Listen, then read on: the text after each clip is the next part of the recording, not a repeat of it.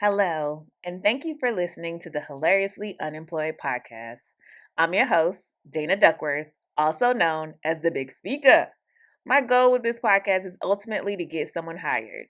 I know all too well the impacts of unemployment and layoffs. My guest and I hope to provide insight and resources that will support someone in gaining their next opportunity. You can support the Hilariously Unemployed podcast and those who are impacted by unemployment by giving this podcast a 5-star review, sharing it with someone who's hiring, or someone who's hilariously unemployed. I hope that you enjoy the show and find some laughter throughout.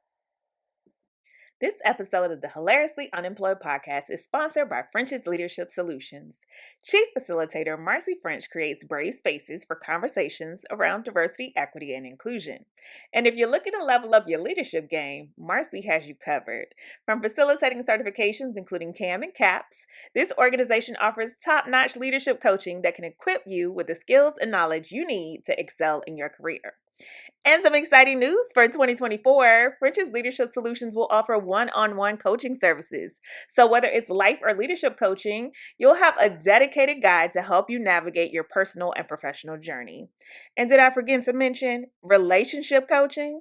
Now, y'all know I'm also hilariously single, but that's for another podcast. Perhaps Marcy can prepare my next group of boyfriends to thrive in a relationship with me.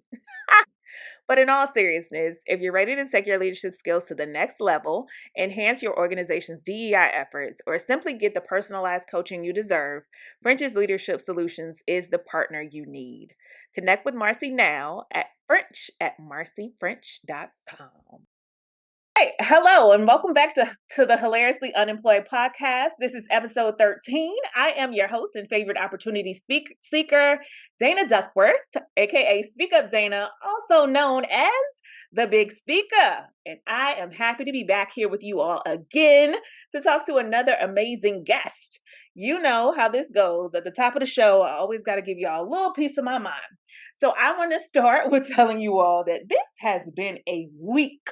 The Big Speaker has been big speaking every single day this week. I have either facilitated or spoken or trained every single day. I had the pleasure of going to a local high school on Wednesday and facilitating a session for high school students about breaking generational curses. It was the most eye-opening experience and something that truly filled my heart. I've done DEI webinars. This week is DEI week. I did a 20-minute keynote. We're calling me the 20-minute keynote killer now because they booked me for another one. That's how effective it was. I did webinars on employee resource groups. Also, I became a certified expert ERG leadership trainer. So if you have employee resource groups or know somebody that does and they need a little training or a little love, big speaker style, let your girl know. You know, I'm your favorite opportunity seeker. I'm always looking for a bag. All right, some other things that are going on in my life. Like I said, it was a week. The week was weaking, y'all. I spilled an entire bottle of water on my laptop keyboard. I don't know how I managed to do that. I was moving at a rapid pace. And when I tell you my heart was so broken, I didn't know what to do. It would not cut back on. I took it to the Apple store and those people told me, no, ma'am, we can't fix this in here. We're going to have to send this off and it's going to be $300 of those dollars. So Big Speaker was very hurt by that. But I have my son's MacBook, which is very slow, making a lot of sounds. And the keys are a little bit crunchy. But we're making it do what it do this week with what we have. We're doing the best we can with what we got, y'all. All right, enough about the Debbie Downer situation. Let's talk about something positive. This week, I want to highlight yet another nonprofit, and this one is called the Fix Her Crown Foundation, and it is founded by LaShira Escobar. And the Fix Your Crown Foundation is a nonprofit organization that provides life skills, development, and mentorship opportunities while creating a safe space for girls, teens, and women to thrive in the real world. The foundation hosts meetings to empower young women to believe in themselves while following their dreams. And they offer transitional housing for young women and their families to recover from life obstacles while providing resources for life essentials such as child care support, educational needs, food, and shelter. To learn more about this wonderful organization and hopefully to support them, you can go to fixhercrownde.org. All right. So the reason you're really here, let's go ahead and get this show started. I'm so excited to welcome my guest, Miraque Hicks. She actually popped in on episode 2 of the Hilariously Unemployed in the audience, just like one of you all. And she was brave enough to raise her hand and come on and talk to my guest at the time. And she shared a little bit about her unemployment journey. And it was such a profound story that I reached back out to her and asked, "Hey, are you still hilariously unemployed?" Unfortunately, the answer was yes, y'all. And I wanted to make sure that she got a chance to be a guest on this show because she deserves to be working in somebody's organization. She is truly an amazing talent. Please go to her page, look at her LinkedIn, look at her skill set, and she deserves to be highlighted and employed. So, just a little bit about her. She has over 10 years of experience in HR and recruiting, and she was most recently an SVP of People, Talent, and DEI before she became hilariously unemployed. All right, audience, do me a favor and use those reaction emojis to welcome my guest to the show. Miraque, tell the hilarious hello. Hi, everybody. Welcome to the show, my girl. Thank you so much for joining me. Thank you. Thank you for having me. How you feeling? You warmed up? You ready to go? You ready for this? I'm ready to go, and I'm hoping that my dogs behave. So let's just see, y'all. Y'all gonna hear some barking. I'm sorry. Well, mine was just barking. So usually what happens if I'm on with a guest and my dog barks and their dog barks. So we'll see what happens. This is It'll life. be it'll be fun. Yes. Okay, so first things first. How long have you been hilariously unemployed? So D-Day for me was February 28th. So March, April, May, June, July, August. Woo. We pushing 8 months since change. So yeah. Yikes. Your expiration date was February the 28th. That's Yeah. a long time. Audience, if you're new here, my expiration date was June the 30th. So hearing that yours was so long ago and just knowing, kind of some of the things that I've gone through just since June 30th, I know there have been many challenges that you have faced. 1000%. So before we even get into all of that, as my dog barks, how are you feeling right now? How is your spirit? Today is a good day. So my spirit is in a good spot and I'm feeling thankful and hopeful and keeping my head on straight today. So it's a good day today. Awesome. Thank you so much for just letting me check in with you that way. All right. So could you share your experience leading up to your expiration date of February the 28th and what led to you being a part of not the first, not the second, but the third round of layoffs at your organization? Sure. So prior to my layoff, there were 2 other rounds of layoffs that happened. And I actively needed to be hands on deck, kind of facilitating people through those transitions for those rounds, which is never fun. It wasn't a part of my job that I enjoyed, but was a part of my job. So that's what happened. It was 2 rounds of layoffs. And then my manager very kindly gave me about 30 days notice to let me know that there would be a third round and that I would be impacted. Okay, hold on. Go back to the 2 rounds of layoffs. What was your role in those first 2 rounds? Were you involved in sharing that information with others? So, first 2 rounds, I was responsible for kind of managing the process, making sure what D-Day looks like, what all of the communications would look like for D-Day, making sure that all of the severance packages were coordinated appropriately. I had to coordinate all of the information, all of the communications. I needed to coordinate the schedule for those meetings and disseminating the information. I also needed to coordinate the people who were not being impacted, give them getting information about when they would be staying, that everything would be fine, making sure schedules for all hands were done correctly. And then also actively being a part of the conversations with the leadership team and the executive leadership team, just around why we were doing this, making sure that information was communicated appropriately. I had more time to work on communications for round one. Round two, I had less time. If round one, we had a month to get everything together and get all the documents corrected and make sure all the packages were right and all of the things were ready to be sent out. Round two, I probably had 2 weeks. Actually, that's a lie. Round two, I had 6 days. All of that same process, all of that same information, just to make sure that people knew what was going on. We had it flowed out in waterfalls. So that meant that while people were being informed that they were getting laid off, other people were being informed that they were not.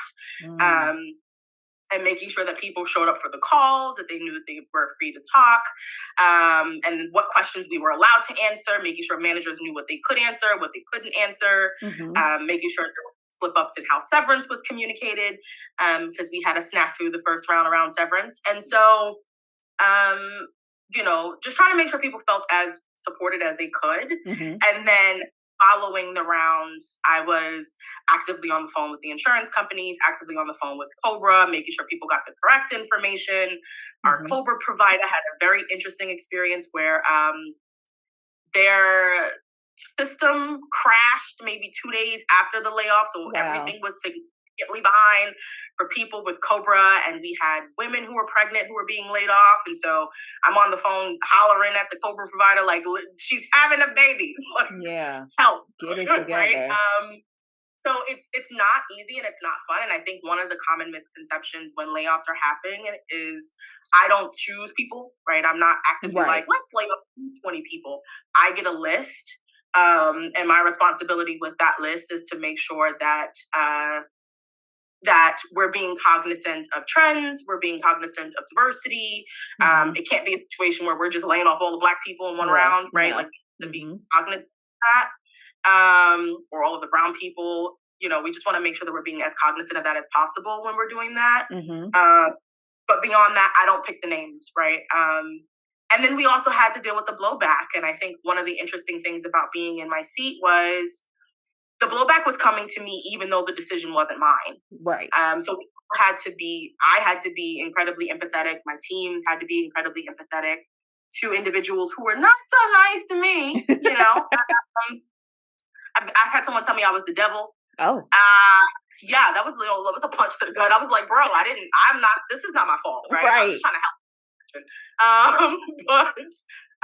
We've had to deal with the not so nice and the nice and the somewhere in between, the professional.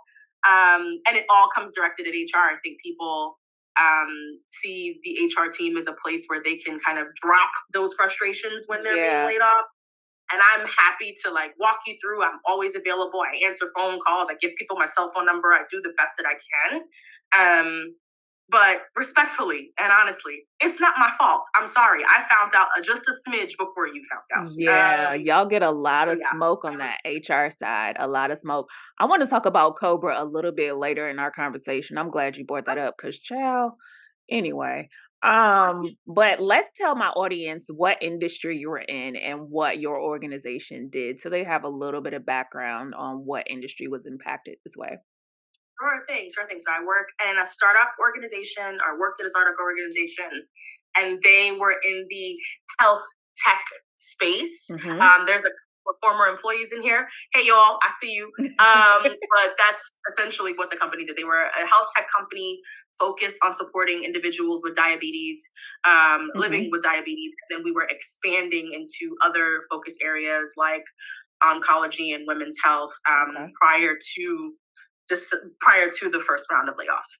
Okay, so another startup. We've been hearing about the startups. Y'all know I'm going to start up. The startups not keeping it started, y'all. So the startups are having some challenges. And again, it was in the tech industry. So not only was it a startup, but in the tech industry. And we know that there have been massive amounts of tech layoffs recently. So just so you have some background there. How many people were in the organization, Miraque? First round, we were knocking on 200 stores. We might have been 197, somewhere close in there. And then first round brought us down to just under 100. I think I want to say 75. Wow. That was a deep cut, that first round. Yeah, it was a deep cut. And I the first round, I could wrap my head around, right? It was an organization the structure and the focus of the company changed.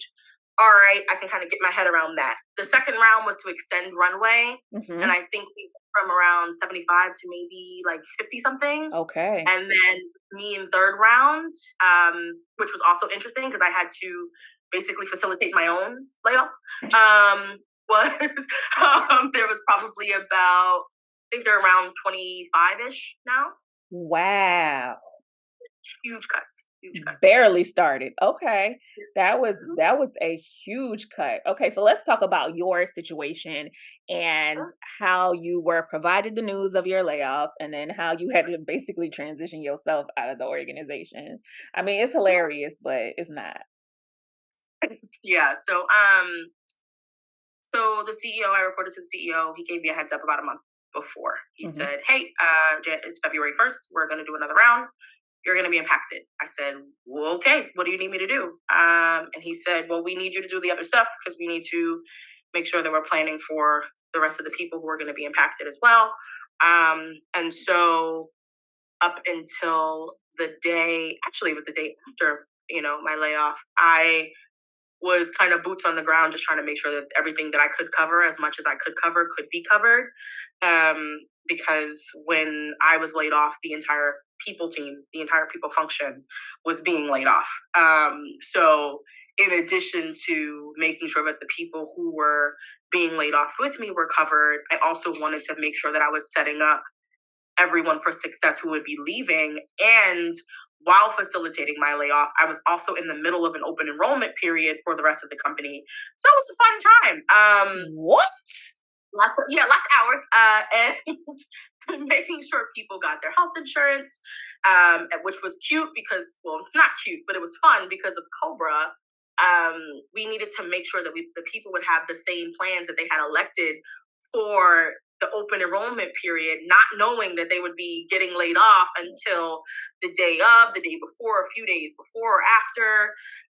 So we really needed to do a bunch of extra work to make sure that everybody would be covered, people's insurance wouldn't lapse, that all of the information was correct, that all of the systems were updated.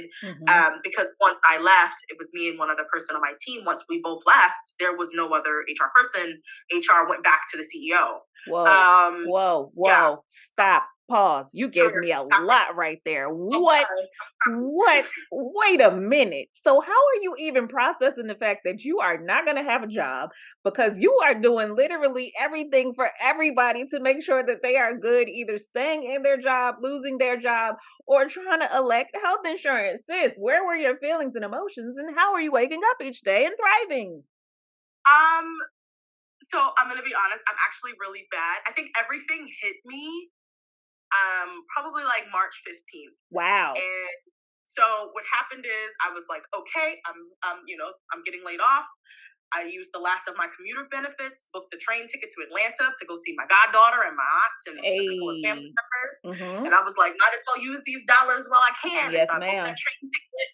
I spent about 2 weeks in Atlanta. It was great. Had a good time. Ate lots of really great food. Got back home. Drove home. Came home. Re-cleaned my house and tried to get some things in order. And then I woke up on a Wednesday and was like, I don't know what to do with myself right now. And my boyfriend was looking at me like, what's the matter with you? And I was like, I don't know. And I broke down and started crying. And he was like, okay, you're fine. So he's like, you want me to go to the store and go get you cookies from Insomnia? You want some ice cream? What's going on? I was like, I don't know what I'm doing. So I think it didn't hit me until later because generally as a person, my goal is to make sure that everyone else is taken care of first. I'm the firstborn. I'm the older sister. So I'm always very used to taking care of other people first. Right. So that's how I managed my emotions and myself through my transition, was making sure that people were fine, right? Yeah, but you know what they say on the plane, you got to put your own mask on first before you can assist others. Yeah, I'd have been dead because the mask wasn't on. So I had to figure out how to work through that. But yeah, that's kind of how I managed and what I did. Well, my dog has decided to enter the chat, so if y'all can hear him, apologies in advance for his unprofessional behavior. He does not want me to be a famous podcaster, as he is probably harassing yet another Amazon delivery person. Anyway, Miraque, you decided that the way through it was action, an action that would support everyone else outside of yourself. And then 2 weeks later, you have this breakdown because now it's hit you. Now it's kind of set in, and you're realizing I don't have employment. Okay, so that's the day you break down. Like, how do you get yourself back together for the next day? I gave myself the time to do whatever I needed. So I needed a day or two to grieve. I needed a day or two to be sad. I needed a day or two to figure out things. I did not immediately jump into my resume. I did not want to. I gave myself the day to do absolutely nothing. So I spent the day. My boyfriend was good on his promise of ice cream and insomnia cookies. And so I ate things I had no business eating. Lots of chocolate, lots of fried stuff. Watched some movies, gave myself a minute to kind of come to myself. And then the next day it was like, all right, I don't have very much more time to sit in this space, so I got to do something. So I started updating my own resume. And then my mom is a beast. My mother is an author and a writer and all of these other things. And one thing that we do together every once in a while is she knows someone who's looking for resume help.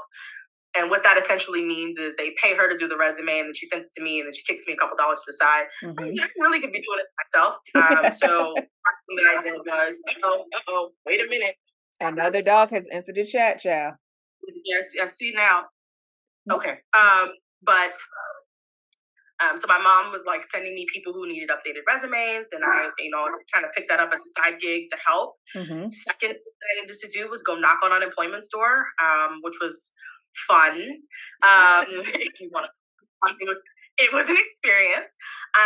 And then a lot of people I'm connected to have been absolutely great. They jumped in, they sent emails, they were asking if they can refer me to places, if there was anything that they can do to help me during the time, which I really appreciated.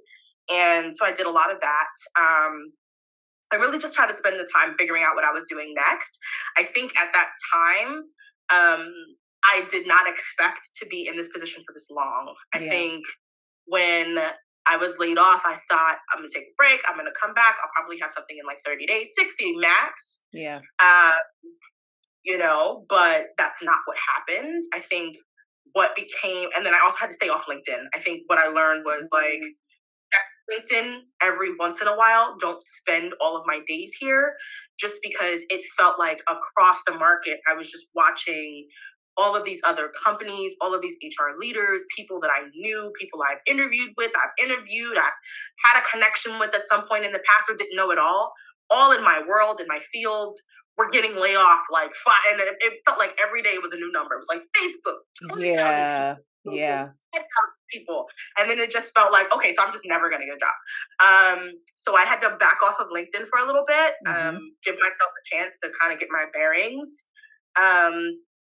And then started to hit the ground running in terms of trying to see if I could find another client. But with the market being what it was, that in itself was difficult because startups weren't looking for HR support at that time or in that capacity.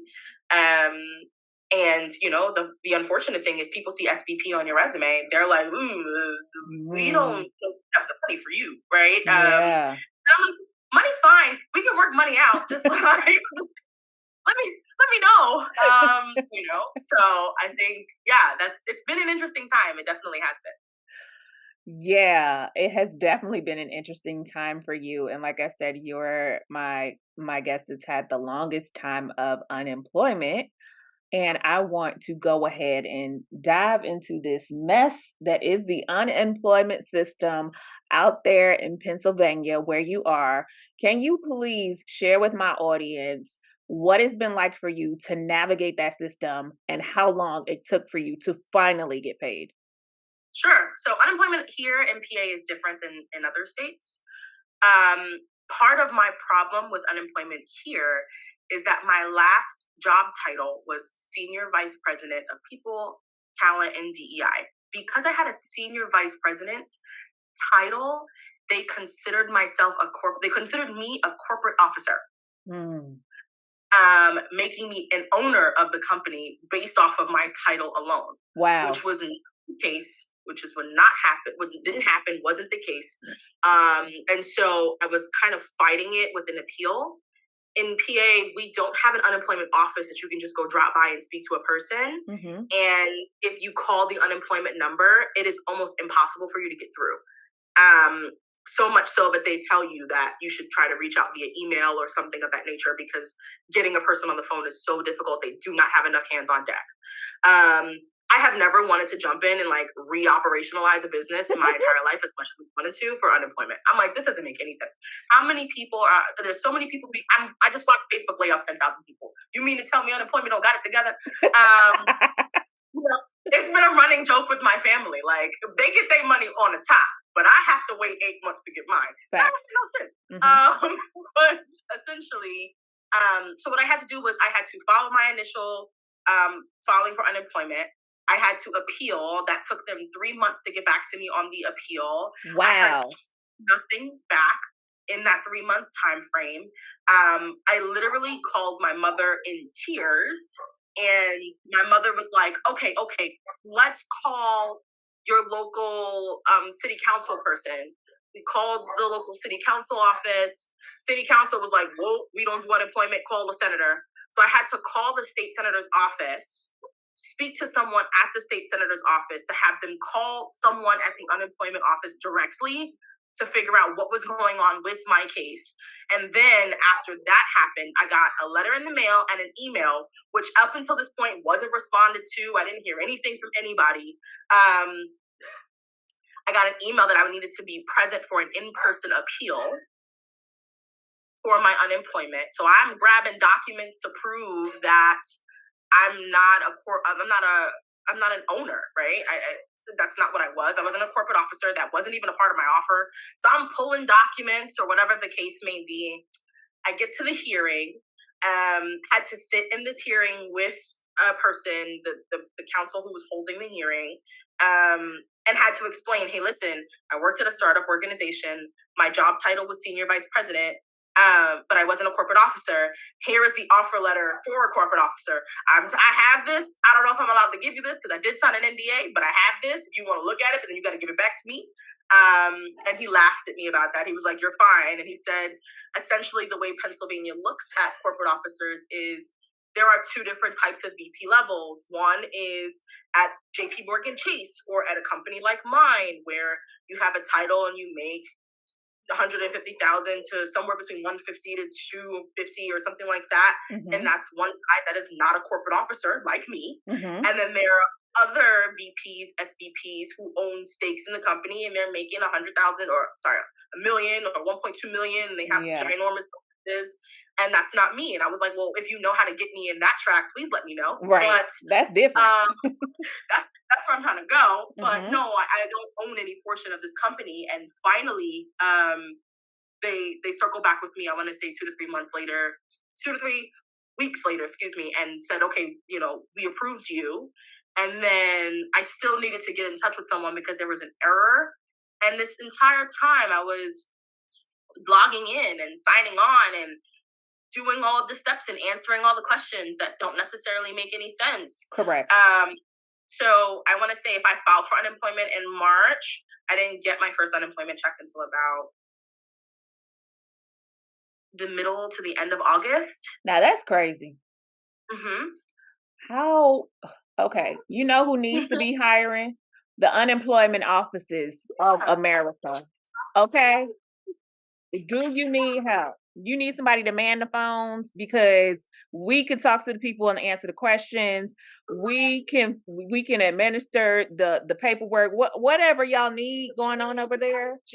Because like the phones, I don't even know where that phone number goes to, because no one answers that. No one answers it. It gives busy signal. It's probably in an office by itself and just rings. It's like the process is so defeating, and to have to wait from March until August to get your first piece of paycheck, because we know it's not crazy funds, y'all. No, it's not. All It's right. definitely You are really like begging for this. You done had to call down to the city council and the state senate. Child, that's too much. That's too much on a person who is already in a situation that they don't want to be in to have to go through. So it's really just compounded stress. Like, I don't have a yeah. job. Now I gotta fight y'all to get a little piece of a check. And I what I can say is when I was employed and we did those rounds of layoffs, if anybody had an issue with unemployment, if they called me and told me I'm having an issue, Hmm. I would just call the unemployment because businesses and companies have a different number Hmm. than me. So I would call and be like, "What do we need? What do you need from me? How do we Hmm. get this taken so that they're taken care of? What do you need from me?" And I've Girl. done that a number of different times. But when there's no more HR, that's not a courtesy that can happen. Right. And I couldn't call on behalf of myself. So Girl, I would have you know, called. I would have said, secret you have number to trust people, secret number people. Have you heard of this employee? She's having these issues now. I don't know this employee very well, but from what she has shared with me, she hasn't gotten paid with y'all. So how can we make this a thing? That is insanity. Like the process is just so mind numbing. And like you said, the questions are infuriating. Like the questions. It's like, were you able were you able and available to work this week? Yes, and last obviously I'll week, say and the yes week before that, and the week before that. for that too. Thanks. Making me feel worse. Appreciate it. So yeah, it's a unemployment is an interesting beast. Yep, Okay. yep. Let, let's go back a little bit about how you even arrived into the company that you were in. I know you shared with me that you started consulting, and tell my audience a little bit how you maybe prefer going forward to be in that consulting role, unless the paper is right, and of course, full time. Sure. So I was in a position mostly focusing on recruiting, and I left that position with that company that shall remain nameless. And I transitioned as I was leaving the company. I decided I wanted to do this work for myself. Hmm. Um, so I began hitting the pavement and reaching out to CEOs to see if they needed any sort of support. I got to work with my last company or that company that I worked with. Got the opportunity to work with a PR and advertising agency. I worked with a couple of schools. I've worked with a couple of different types of companies, helping them with HR recruiting or operations. And then I enjoyed that. I think consulting is a lot of fun. I think it's fun because um, you get the opportunity to get the inside scoop of what's going on at a business and how things are working with that particular business without having to be employed or attached to the business in the same way. So you get all of your learnings and your findings early. And then after you get your learnings and your findings, you can really make a cognizant decision about whether or not you want to join a company. Hmm. Uh, with that particular company that I was working with, where I joined them after consulting, we were dating, and after a while, they were like, "Let's get married," and I was like, "You Mm. sure? Sure you want to get married? I think I like the date. This is working for Girl, us. that sounds like all of my boyfriends. It's like, let's just hang out, relax. We'll have a good time." But I did fall in love with the team and the people and all of the people that I was working with, and I just thought it was an incredible organization. And so I said, "Fine, I'll put up, I'll put my single life on the hook and Hmm. join this company full time." I think I'm glad that I did. I learned a lot. Hmm. But I think I enjoy consulting a little bit more. I think I realized about myself personally, one of the things that is really important to me is as companies start to scale, I like to be a part of the scale and the systems and the process and the building. Once we get to 500, 1,000, 2,000 people where I don't know who anyone is anymore and Yeah. I don't know anyone's name, I lose the passion. And I don't find joy and love in managing a 50-person team. That's just not something that I find enjoyable. Hmm. So, I've learned that though the startup market's a little shaky, I kind of like it. And I learned that I like consulting. I like being able to work with CEOs and leaders on the same level. I think the dynamics change from being two CEOs working on a project or a problem together, when you come internally, you become the subordinate. Yeah. And I've seen the positives and the negative sides of that relationship. And so I kind of like to be the eye to eye kind of thing. I think that's a little bit better for me personally. I definitely have to say, I also like, as you have expressed, the dating of it all, both with my boyfriends and also with my business. I don't think I want to be tied down to anything. I like the fact that I'm interacting with so many different companies and I'm able to support them in their unique needs. It's not one company who has this track, who has this 5-year business plan or what it is that they want, and I'm there to see it all through. I'm popping in to help people in the spaces that they need help right now when it comes to my consulting. And I really enjoy that. I don't know if it's because I like to be a fixer and problem solve so much, but it honestly has been a great thing for myself. Not saying I wouldn't take a full time job with benefits and Hey, flexible vacation and health insurance and maybe even a company Tesla. But mhm. I will say I enjoy the freedom of just being able to hang out with whichever one of these companies I want to, child. Yeah, and you can find your own benefits. Mhm. Like it's not that you can find some the marketplace is working. You can find your own benefits and stuff. Yeah, I like the dating. The dating is a little bit more fun, and it also just gives you if it's a different power to have Mhm. understanding that something is not working, you can just walk. There doesn't need to be an extensive what am I Yeah. going to do next? It's like, hey, listen, our contract says I need to give you a month's notice. This is your month's notice. And, it's been great, but I'm going to walk. I think that there's something really empowering about being in that position because Yeah. you take a lot less mess.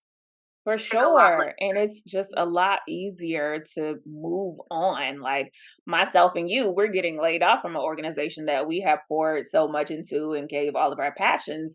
When you sign on as a consultant, hey, this might be a short-term thing. I might not be here for a long time, but I'm here for a good time. Let's rock it out. So I think some of Exactly. those feelings and some of those emotions are not placed on that relationship. And then you have so many other relationships that you're also invested in, so the feelings and the emotions are all spread out. And then you know that there's going to be another one and another one and another one. So you really Exactly. don't get tied into it. Now let's go back and talk about Cobra. Why is it so high? Lord have mercy. Oh my gosh. So I think there are a couple of different things that people misunderstand about Cobra. And Mm-hmm. what I can say is when we were laying off folks, we did cover the premiums for their Cobra for 3 months if they were not expecting or did not recently have a child, and Okay. 6 months if they were expecting or were expecting or had recently had a child. Okay. All of my dogs are under my feet, so if you hear barking, I apologize in advance. But it's 100% of the premium. So it's the premium at a slightly more expensive cost. Mm-hmm. And you, as the person on Cobra, are covering the 100% of your premium. Child. So what people don't understand is when they're like, oh, I get Cobra. Cobra is more expensive than it would Mm-hmm. be if you worked your job and Mm-hmm. you were getting benefits through your job. It's a common misconception. People think that it's the same benefits plan, right? But you're Yeah. playing your employer's portion and your portion, and by law they have to offer it to you. So they do offer it to you. It's not cheaper. um, and most times I just recommend or I explain to people, it might be just beneficial for you to go to the marketplace Yeah. It's and not your company. even when you Yeah, see the numbers, for most people, it is not even feasible to think, I am going to be paying you all thousands of dollars for this health benefit. right. And I no longer have a job, but I'm going to give you all of my money to have this health care. And You have to. people have to choose. They have to choose between the fact that I want to keep my current provider, my current system, my current health care, and pay all of this money and be completely broke, or I'm not, and I'm just going to thug it out. And maybe I'll enter the marketplace, or maybe if I break something, I'll just go to urgent care. Go to It, urgent care or yeah, fly to the emergency room, worry about that bill later. yeah, Um, there are different options. I think healthcare in this country is trash. yeah. Well, yeah, you I said it. don't, Hmm. but Hmm. that think that that's the people don't realize how much companies spend on their healthcare, right? Because they only see their $200, $300, $400, $500 contribution coming out of their paychecks. They don't realize that each person could be it could cost the company for each person $2,000, $3,000, maybe more, maybe less. It really is dependent on the types of plans that you have. But that's why Cobra is not fun. And in addition to it not being fun, not every Cobra provider is a good Cobra provider. So our company, who shall remain nameless, but there are a few people on this call who know, was a hot mess. I thought it was very, for those of you who've seen The Wizard of Oz, it was very, we get in at 12, start to work at 1, take an hour for lunch, and then at 2 we done. They didn't start taking phone calls until like 1 in the afternoon. And we were like, oh, okay, you don't take phone calls for support until 1 in the afternoon. Wow. Great, fantastic. That paperwork we sent over, and we did a lot of work, like sending over lists to the Cobra provider ahead of time so they could kick it off the day the person left, even though they had up to 30 days. And we leveraged, we have a benefits partner. Our benefits partner was Sequoia. I think I just saw one of the Sequoia reps I worked with on the call, but we worked with them. We were trying to get that to be so efficient so people didn't have lapses. Cobra didn't care. Cobra took their sweet time. They got up in the morning, had their breakfast and lunch, and then came to the office and sat down and said, what do we have to do today? Answered 2 emails and then stopped. Right? So they just literally made it the worst possible process on the back end when I was leaving, while I was still there. So I pretty much was like, all right, just can't get sick. So we're just going to keep all of the vitamin C, all of the elderberry on deck, and we're gonna power through until Cobra figures this out, because it's a hot mess, and it was a mess when it was in house too. So yeah, man, take your vitamins, because it is a challenge. All right, y'all, this is the part of the show where you can raise your hand and come on up to the stage. I see you in the audience. If you'd like to come up and talk about kind of what's next for you and Miraque, would love to invite you to do that. Anybody else who wants to join in and be a part of the live show, ask any questions, share any feedback, this is your time to do that. And while you all start to raise your hands, Miraque, so I know that you expressed that you still really love to help people even when you were not really in a great situation. Can you give my audience of hilarious, those who are actually hilariously unemployed, or those who just need some insight, some tips, some tricks, some thoughtful information in regards to how they can navigate their unemployment process? I mean, you're a people person, so you should know, right? Okay, so first thing I would say is build time for yourself. Yes. Don't be like me, be better than me. And take the time out to give yourself breaks throughout your search process, because it can get overwhelming. It can become upsetting as you're getting the rejection messages. Not everybody is sending rejection messages. You sent the application in 3 months ago. You still haven't heard back, right?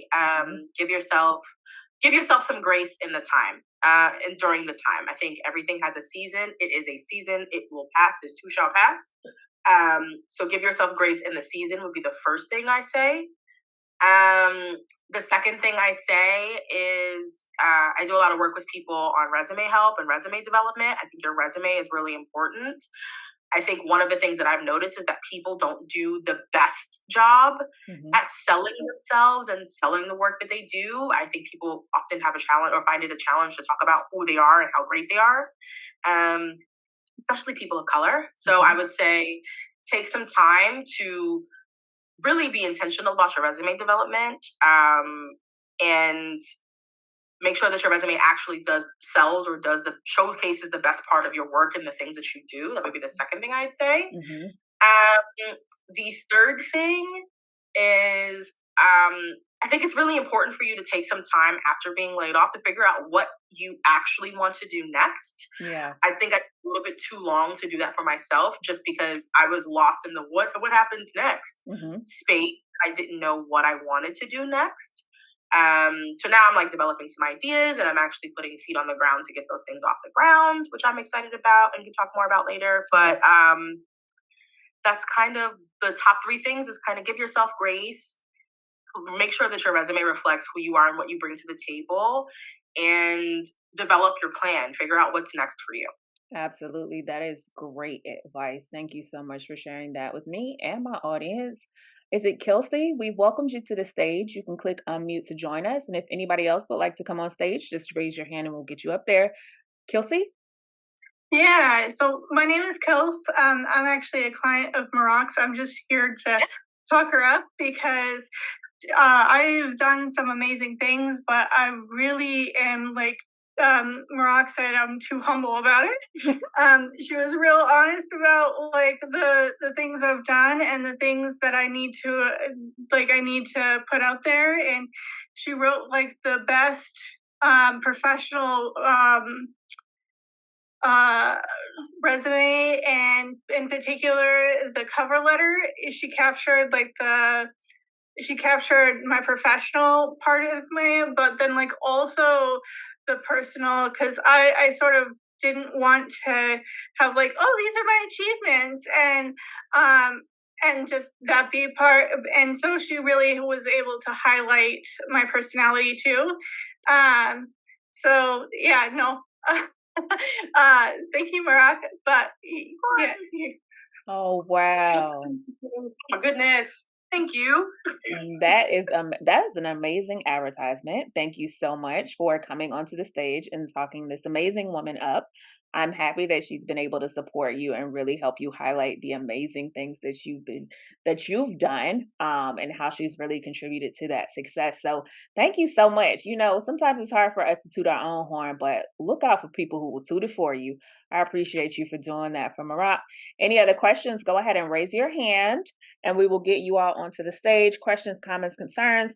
Miraque, so I want you to tell the people what your ideal next role would be, and also where they can find you, where they can connect with you if they need resume support or if they have that job offer. Yeah. So, next role, I think I'm looking for any businesses that need support with HR recruiting. I'm looking to do this fractional consulting thing. I think it works best.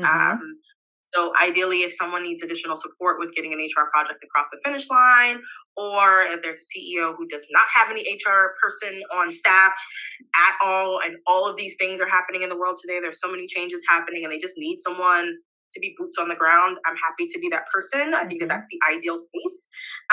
If it's a full-time job, I would be looking more so for like a VP or a VP of HR, or even a director level, but it would have to be at a smaller company. Yeah. Again, I'm a startup queen. I kind of love startups. So I think that that's job wise what I would be looking for. In terms of where else to find me, today you can find me on LinkedIn as Miraque Hicks. I'm also on TikTok and Instagram as pages. I do have a business. My business's name is Miracle Recruiting, and it's because my first name means miracle in French. So you can always find me on miraclerecruiting.com or Miraque@miraclerecruiting.com if you need any support with your resume. I do resume and job coaching and trainings. Basically, the way that I work with folks who need support with resumes is you pay for the resume and the cover letter. And if you need any additional support, just holler at me. I'm happy to answer any questions or anything of that nature. If people if they had an interview, they don't understand what the response is from the recruiter, and they said, we'll circle back with you in 2 weeks. Whatever is clever, you need understanding about the offer letter, what's the benefits package, how does that work, did you get a sign-on bonus, should you negotiate for that bonus, right? I'm happy to answer all of those questions as well.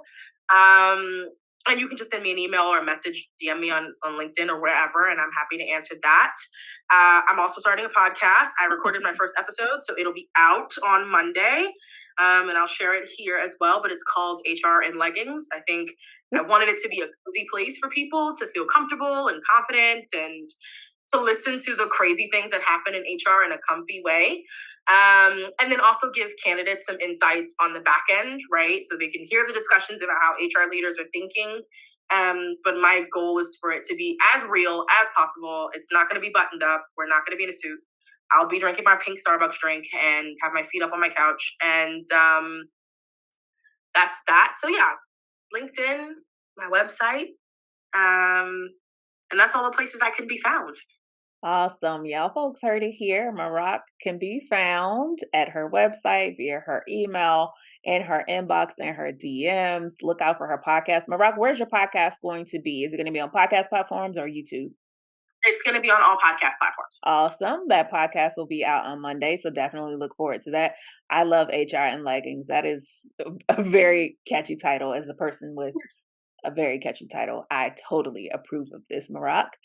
All right, if no one else wants to raise their hand and come on up to the stage, let me give y'all just a little bit of final big speaker energy. So, if you haven't seen it on my socials or anywhere that anybody who listens to this podcast is, we have merch. You can get your Hilariously Unemployed hoodie by clicking the Visit My Store link in my LinkedIn page to get your swag on.